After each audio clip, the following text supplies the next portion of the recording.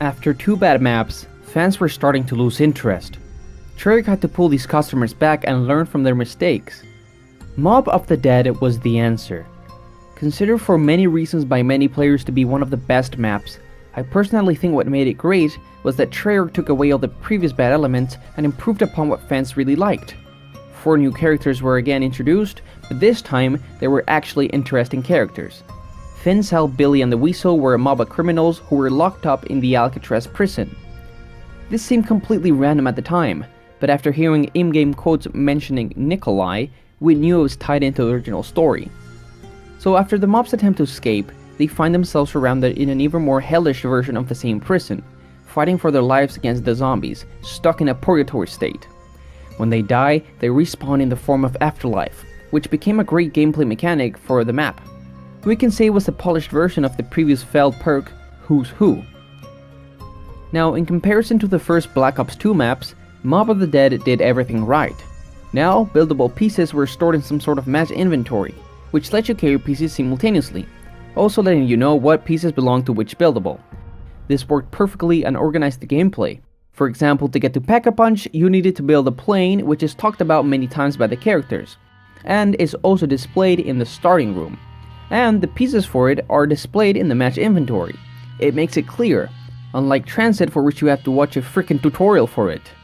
Going back to the Afterlife mechanic, when playing solo you would be granted 3 Afterlives displayed with this blue icon. Every time you died or electrocuted yourself, you would enter Afterlife mode, becoming a blue sort of spectrum. By doing so, one of those Afterlives would be used up and replenished at the start of a new round. Afterlife was designed in such a smart way that it made dying useful at points, since the electricity aspect of the map was implemented through it. You had to shoot electricity out of your hands to power stations. Talking about electricity, a new perk was added and it was actually really good. Electric Cherry was a simple yet effective perk which produced an electric discharge every time you reloaded your weapon. This stunned zombies and made the gameplay and overall pace of the match feel more fluid. A small boss was introduced called Brutus or the Warden, who appeared every few rounds and posed a threat but was not a bother. This made it fun because your strategy had to change a bit in order to beat him, but it didn't affect your gameplay negatively. The map itself was not confusing and made sense to travel through, and had 3 dog heads scattered around the top, middle and bottom levels of the map, which when fed on zombies, would reward you with a powerful tomahawk known as the Hell's Retriever. Oh, and didn't forget to mention that Pack-a-Punching gave you a customized map camo for the first time. That thing looked amazing, just check it out. As you can see, because of this and more, Mob of the Dead quickly became a fan favorite. It was the beginning of the golden age of zombies. The next map, Buried, returned to the Victus crew and kept the repairs made by Mob of the Dead, and even added more concepts which kind of failed again, such as the chalk mechanic, which lets you pick up weapon outlines and draw them onto empty wall spots. They could also be purchased after that. And again, another freaking perk was added and I'm not even gonna bother talking about it because it was never brought back. But in comparison to the original 2 Victis maps, this one was a major improvement. The next and final map in Black Ops 2 was the great one and only masterpiece, Origins. Origins was what saved Black Ops 2 zombies for me. Once everything seemed so derailed from the original story, our 4 main heroes finally returned. But they were younger versions of themselves. Named the Primus crew, young Rick Tuffin, Takio, Nikolai and Dempsey were all fighting in World War I. In this timeline, our 4 main heroes meet up way earlier in their lives and have to work together to free Samantha. The story goes that after Maxis gains control with the help of Victis, he destroys the Earth and sends Samantha to the Crazy Place.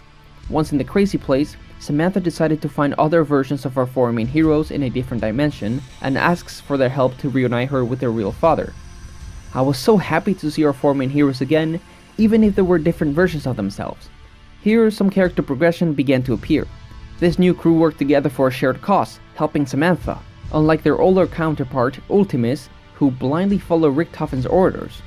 Primus Rick Tuffin was in a way still the leader though, since he was the one who knew about Maxis and all the interdimensional stuff. Originally, the Ultimus crew played off on their character stereotypes.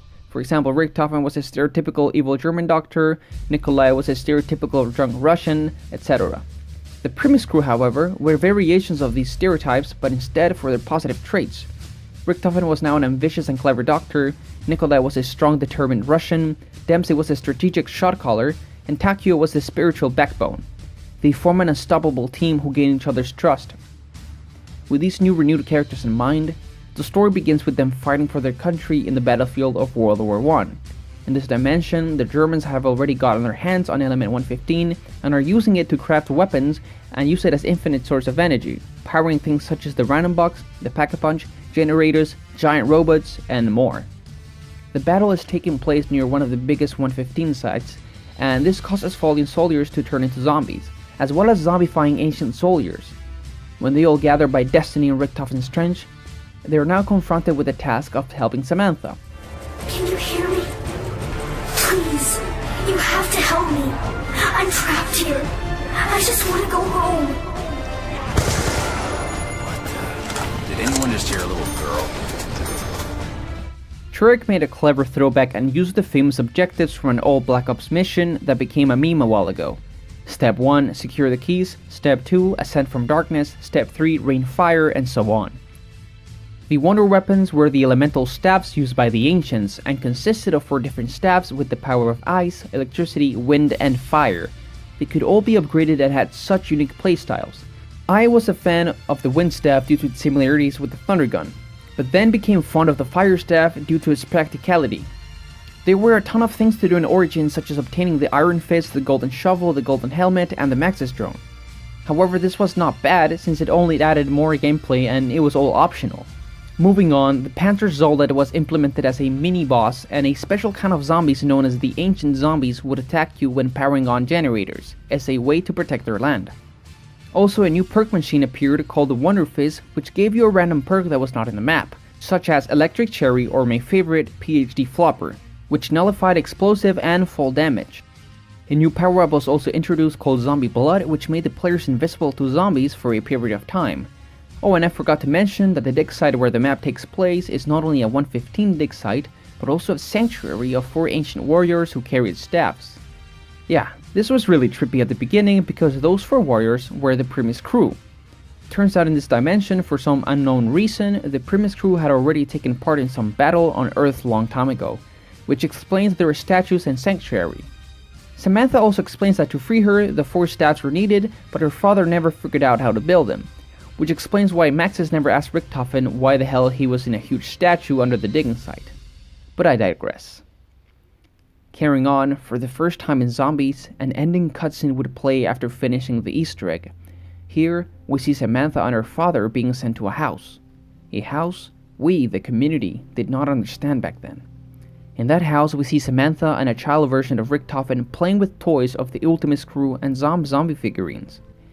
The ending cutscene was weird because it implied that everything that had happened was the child's game, but at the same time it implied that it was not. Samantha says at the very end, "My father has a plan." My dad says he has a plan. Which was a cliffhanger, but what was she talking about? Were we supposed to understand this was another dimension where no zombies existed? People were confused at that time. Anyways, to sum it up, Origins was a very fun map, but is strictly for experienced players. Though at this point so far into development, Treyarch knew who their target audience was. Their time to captivate newcomers had passed, and it was time to keep the hardcore fans invested, or at least bring them back, like they did with me. Because of this, I was now hyped for Treyarch's next game, which was eventually confirmed as Black Ops 3, and would be released on the new PS4. Out of all Black Ops, this one had me the most excited. I had become an invested player and had my share of knowledge on the lore, so when I heard that the 2 launch maps would be Shadows of Evil and The Giant, I was baffled. Leaks involving sound effects and trophies got out, and I remember listening to audios such as the Giant round change variations, just imagining what the map would be like. To be clear, The Giant was a remaster of Diaries, and Shadows of Evil was its own new thing. 2 very distinct maps. One was very complex and required a lot of experience, and the other was a classic map that almost all zombie players knew. The good part? Both were really good. When the trailer for Shadows of Evil dropped, I went crazy. So many cool concepts were teased, such as the beast mode, Gobblegums, new characters, a cool story, new weapons, new enemies, and more. After its release, there were mixed opinions, but I think this comment made by Garrett Walsh sums it up perfectly. shaking my head at all these crybabies complaining about how, wow, it's too complicated. Well, coming from someone who's played zombies since World at War, I got pretty freaking bored of turning in the same room in Shino Numa. I didn't play any Black Ops 2 zombies except for a bit of Origins after my younger brother roped me into playing the game. I still thought it was too complicated. This game came out and I said, screw this and all this complicated stuff. A few months later I got bored, so I decided to play Shadows. I was confused as hell, so I decided to make an effort to learn the map. I played it countless times and learned the map inside and out. My highest round on Shadows of Evil is 41, which isn't the highest, but pretty good in my opinion. It's now one of my favorite zombie maps. Key takeaway, learn and experience before you judge.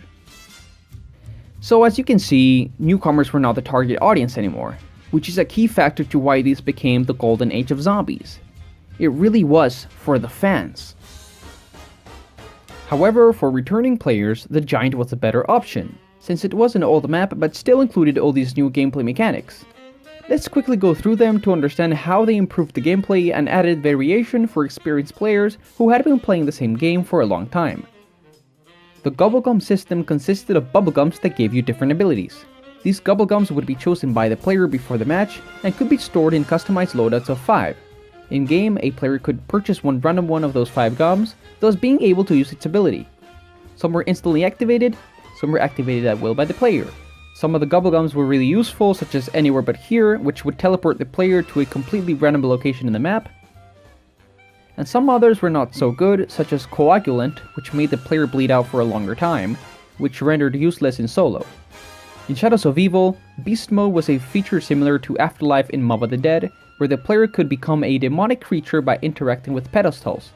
While in Beast Mode, various objectives could be completed, such as opening rooms needed to unlock Pack-a-Punch. New enemies like the Margwa and the Meatballs appeared as small bosses, and an amazing buildable wonder weapon was added called the Apothecon Servant, which shot portal bombs. At launch you could Pack-a-Punch it through a glitch, but was later patched and has been no way to upgrade it ever since. Moving on to the new characters, I once again think of the Victus crew and how they failed as characters. I mentioned that one of the problems with them is that they're just regular people. Well, the characters in Shadows of Evil were murderers. Because of the situation they each find themselves in, they have no option but to kill. Nero the Magician was a successful performer back in his prime, but is now seen as a fraud. His wife has also accumulated debt over the years. Frustrated and drowned in alcohol, the only answer he sees is to kill his wife, which will allow him to receive her insurance money. The boxer, the detective, and the dancer are all under similar conditions. For example, the dancer kills one of her friends in order to retrieve back revealing photos of her. They are sinners, which is why the Shadow Man picks them and tricks them into a quest to cleanse themselves of their deeds by completing tasks, that actually results in aiding him to gain control over the world. Also, notice that these are played by actors such as Jeff Goldblum. Impressive. Finally, a proper boss fight was implemented towards the end of the Easter egg, which I'll explain later. Story-wise, things were starting to get way more complex and a bit chaotic. After Origin's confusing ending, Shadows of Evil seemed really out of place. However, the Giant was directly linked to Origins. To not get confused, let's make another diagram of the story so far. The Ultimate universe starts in Call of Duty World at War and goes all the way to Black Ops 2, where Maxis gains control with the help of Victis and blows up the Earth. In Mob of the Dead, we see another universe of characters punished in Purgatory. In Shadows of Evil, an evil powerful entity known as the Shadow Man traps 4 sinners into another sort of purgatory, and the Easter egg consists of trapping him in a powerful device known as the Summon Key, which is then stolen by Richtofen. I'm so sorry. In the Primus universe, Primus meets and frees Samantha as explained before, and then meet up 2 years later in the Giant to begin their task of collecting souls for Maxis' plan, mentioned by Samantha at the end of the Origins Easter egg. The souls once collected would be then stored inside the summoning key that Richtofen stole from Shadows of Evil. But what was Maxis' plan? The plan was to purify our 4 main heroes in order to free the universe of evil. This will make more sense later. As I said, the story was becoming convoluted and chaotic, but was reasonably logical at times. The next maps were just as brilliant, and pretty much consisted of Primus having to collect their own souls. Their Eisendrache which is my favorite map ever, had these amazing bows as wonder weapons, which could be upgraded into mystical bows of lightning, lava, wolf, and void. The lightning bow is recognized as the best wonder weapon in all of Zombies for its power, easy upgrade quest, and ammo. I honestly love playing their Eisendrache. It's such a complete map that welcomes new players as well as having a lot of experienced players. It takes place in a medieval castle on top of a mountain in Germany, and here is where Dempsey must collect his soul. The Easter egg is based on that task, and has amazing cinematics and challenging moments.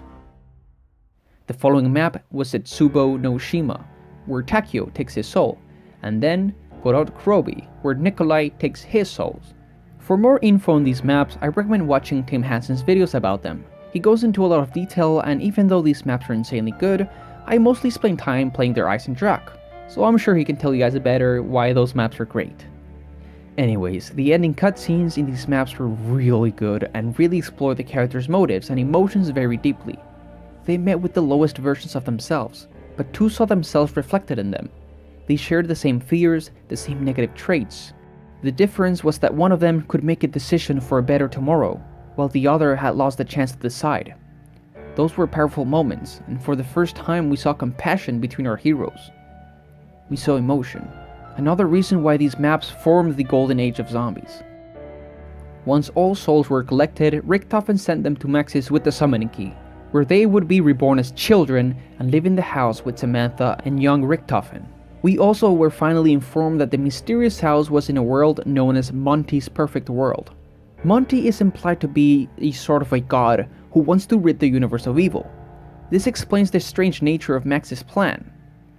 Primus did too also travel to Monty's Perfect World, where Richtofen finally reunited with Maxis and destroyed the teleporter that allowed for dimensional travel so that no more chaos would unfold.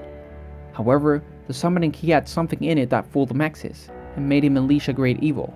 The Shadow Man, who was locked there by the Shadows of Evil crew, was freed by Maxis. If Monty was God, then the Shadow Man was the devil.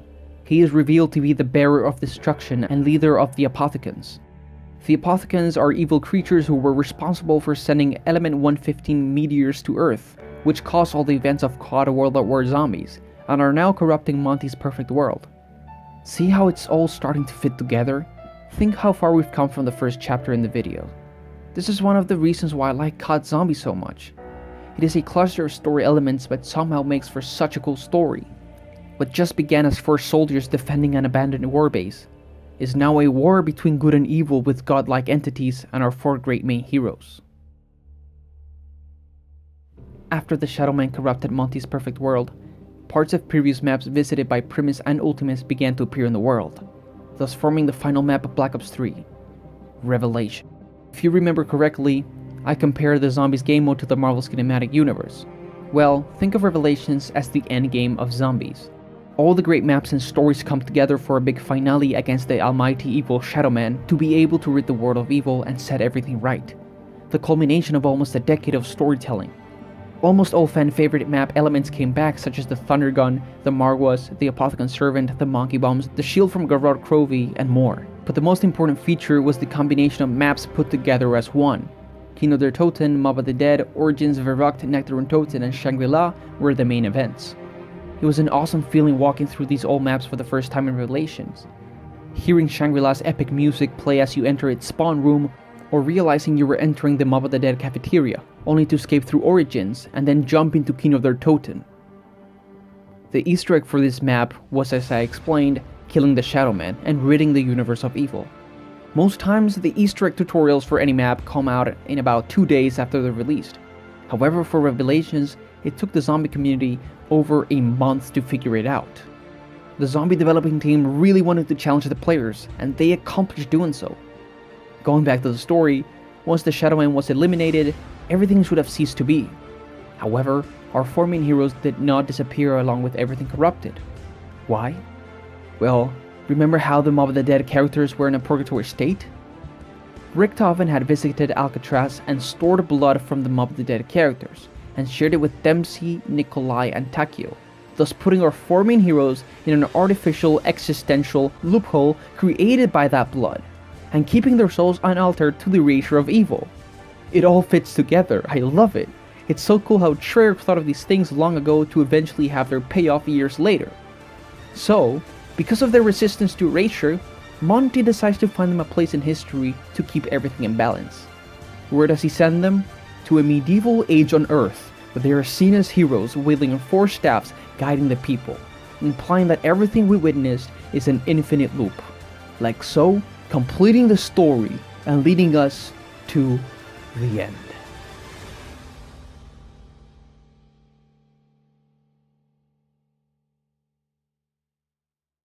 Then out of nowhere, Black Ops 4 was announced.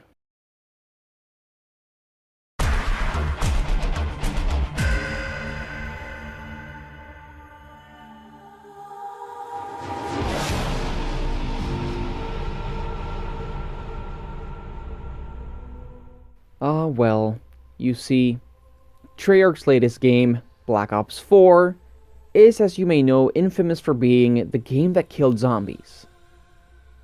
I think there's enough hate on YouTube explaining exactly what went wrong, so I try not to delve too deep into that aspect. Instead, I'll talk about what worked for me and what didn't. First of all, the golden age of zombies instantly ended. The community and I were emotionally done with zombies because of Revelations, since it served as the grand finale to the zombie story. Seeing Blood of the Dead be announced, our reaction was, why is this here? Imagine that after seeing Avengers Endgame, and after going through the emotional rollercoaster that is the whole movie and the 10-year franchise, Marvel releases a new Avengers movie where everything that happened was not real, making everything sort of meaningless. What would your emotional response to that be? You'd feel betrayed and thought as stupid by the industry. That is exactly my problem with Black Ops 4. It was not story-wise necessary. The story had finished. It was over. Monty rid the universe of evil, and Primus were sent back in time to complete the infinite loop. So why are our 4 main heroes back in a remake of Mob of the Dead? They're not even wearing the same outfits shown at the end of the Revelations Easter egg. Anyways, Blood of the Dead wasn't the only map announced. Treyarch decided to start a new zombie storyline named the Chaos Story. The maps Voyage of Despair and IX were part of this new story, while Blood of the Dead was part of the Aether story. I appreciate Treyarch's attempt to build a more polished storyline, even though I personally didn't invest too much time into it. Let me explain what this Chaos Story is about. It begins with the map Voyage of Despair, where 4 thieves sabotage a ship to steal an artifact which is powerful and can unleash evil. The intro cutscene is really cool honestly, and it portrays the characters to be pros at their art. Shaw is an alchemist, Scarlet is sort of like a Black Widow, Bruno is the muscle man, and Diego, who is my favorite, is the stereotypical narcissist seducing Hispanic. Their plan is to steal the artifact and it goes wrong, and everything becomes corrupted and people turn into zombies. Simple setup. IX, on the other hand, even though it might be fun to play and continues on the Voyage of Despair story, is really hard to understand why these 4 characters end up in that situation. Objectively, what happens is that while in some cave, they smell some stuff from a bowl which makes them wake up in the past in a coliseum and have to fight for their lives. Also, the artifact is there and turns warriors into zombies, and yeah. My main problem with the Chaos storyline is that I don't know who I'm trying to fight. I mean, yeah, I'm killing zombies, but who are these people using the artifact? Or what the hell even is the artifact? All we get are cliche evil skinheads that are part of some cult. Obviously, I have not played Black Ops 4 Zombies other than these 3 launch maps, but I'd rather get more information on what I'm fighting rather than who I'm fighting as. There are 2 more maps based on the Chaos story released in map packs, but I didn't enjoy the story or the gameplay, which I'll get into in a second, so as much as to go and purchase them. Going back to Blood of the Dead, I'll use it as an example to show how the gameplay mechanics changed drastically, and how some of it was kinda good, and some of it really bad. First thing players noticed was the addition of customized loadouts. Before getting into a match, you could build your own loadout. This consisted of basic things such as choosing the weapon you start with, or the bubblegums, which are now called elixirs. There were also more complicated elements such as talismans, special weapons, and perks. And here's where most people say things went wrong, but I think it goes beyond this. Okay, but why do people think this was to blame for Black Ops 4's messy zombie mode? Because to implement a selection of perks meant getting rid of the old classic perks, which we talked about previously in the video. These were Juggernog, Double Tap, Speed Cola, and Quick Revive. Long story short, zombie developers felt that the players relied on a number of features way too much, and this made the gameplay stale. For example, Juggernog was a must-have since it gave you a higher chance of not dying. They took away these perks and implemented them through other mechanics. For example, to obtain double tap, you had to pack-a-punch your weapon a number of 5 times, which is ridiculous. And the default hits you could take incremented to 4, which got rid of the need for Juggernog.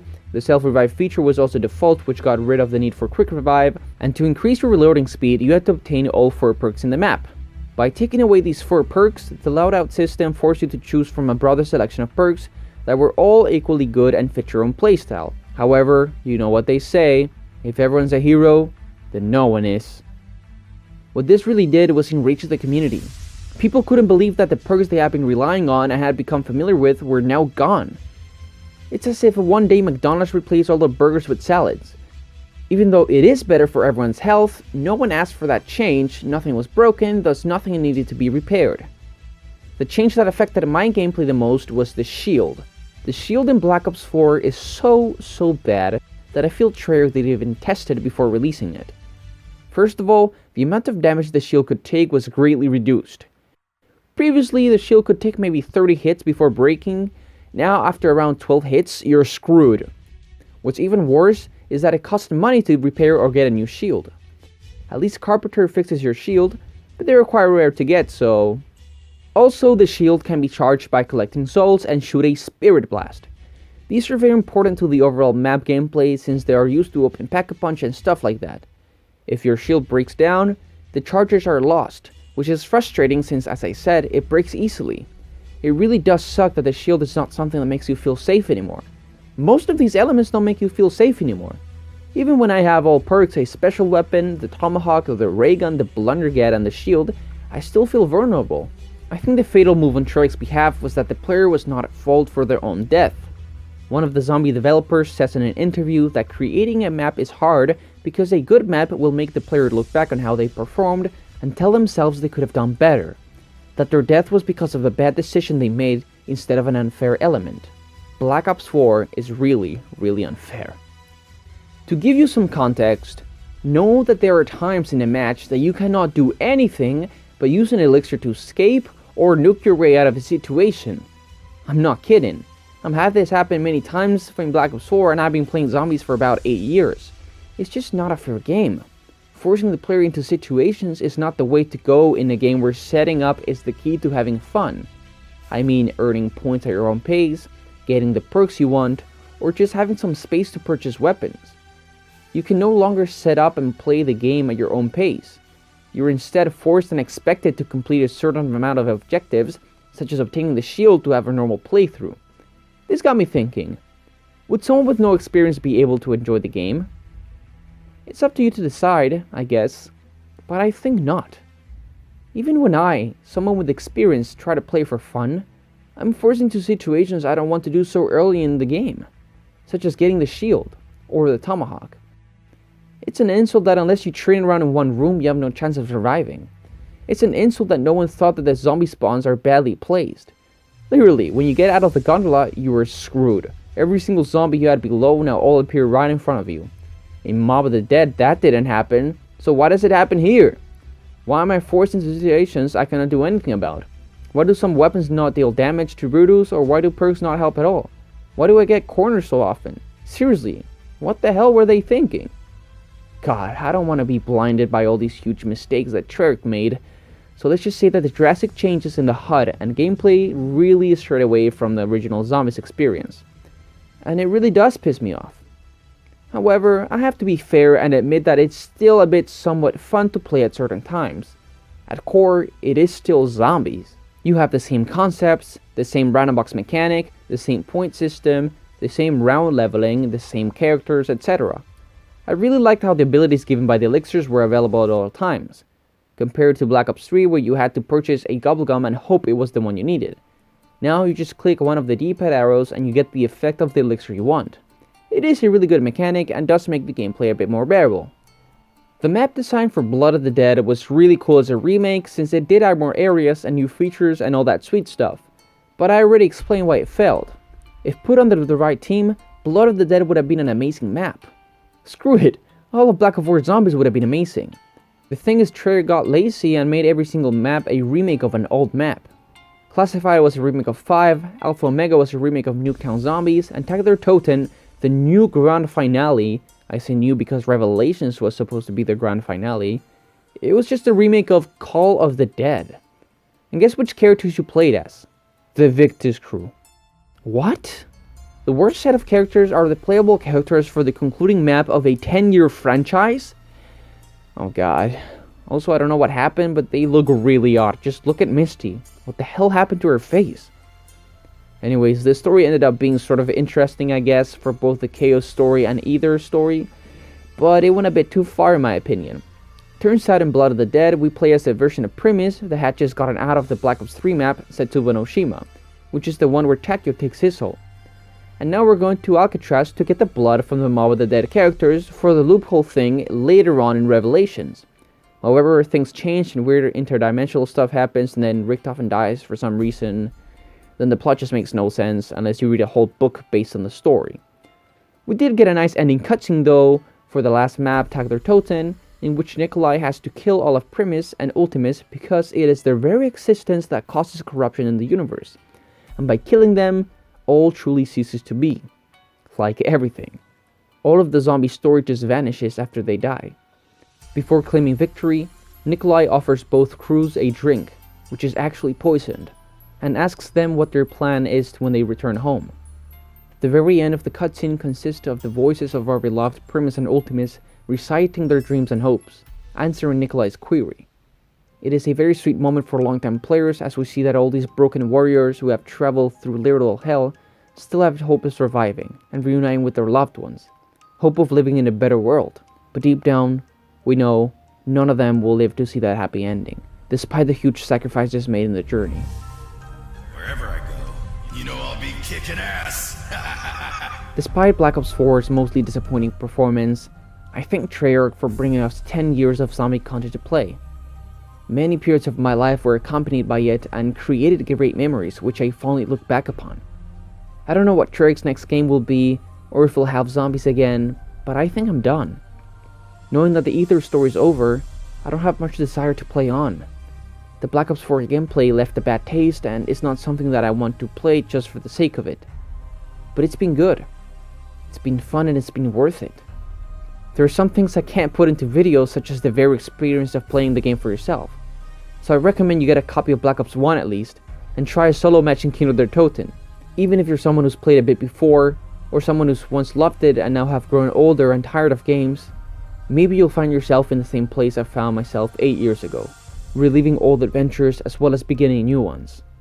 Maybe zombies will manage to win a place in your heart as well. Only then, you will understand why Call of Duty Zombies was great.